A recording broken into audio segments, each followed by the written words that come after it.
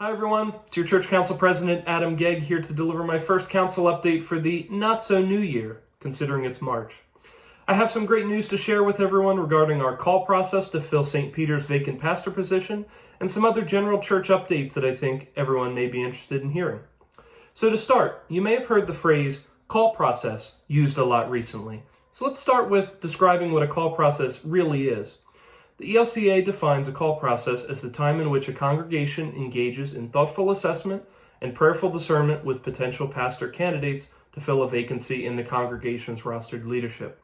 More simply put, this is the process to hire a new pastor at our church. Each synod under the ELCA creates their own call process guidelines, so in following our Lower Susquehanna Valley Synod, there are 12 key steps in our call process. As part of the second step, Council was tasked with creating a 6-person call committee, and as of March 1st, I'm happy to say that we have our call committee in place. I want to thank Nancy Lefevre, Margaret Strausser, Molly Olmsted, Jeff Smith, Steve Roberts, and Adrian Young for their willingness to serve on our call committee.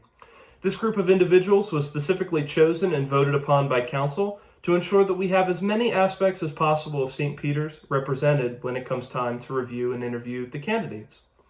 The first major task for this group will be to build a church ministry site profile, more or less a large job description, that best represents who we are at St. Peter's and what we are looking for in a pastor. This profile then will be forwarded to our synod so they may begin selecting candidates that best fit our needs for our call committee to review.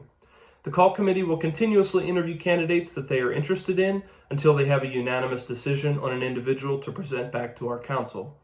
Once approved by council, the congregation once again enters the picture to formally vote on this presented individual. More details on the latter half of this process will be communicated as we get closer to them, but for now, please join our church council in supporting and praying for the members of our call committee as they undertake their early steps of the call process.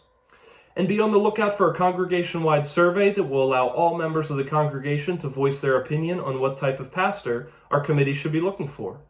It is important to remember that while this process is led primarily by our 8-person council and 6-person call committee, it will take the support of our entire congregation to be successful in the end. A few other small updates to point out. Council recently approved the job description for a new part-time paid communications position at the church that was presented to us from the HR committee. The church is in need of an individual who is skilled with websites, social media, and other photo and video platforms to help continue to grow our online presence in this digital world we live in. If you know of anyone who may be qualified and interested in this type of position, the job posting will be going out shortly. Starting May 2nd, the beginning of the Lenten season, the church's mask requirement for vaccinated individuals will be relaxed to where those who are fully vaccinated will not need to wear a mask to enter the church. However, we still ask that masks be worn while singing during any of our weekly services. Outdoor worship, while currently on hold during the colder months, will be back soon as it warms up, and as always, our live stream options remain on YouTube. If you survived the duration of this lengthy update, thank you for listening. We have a lot going on at the church right now, so I most certainly will have another update for you next month. Thank you.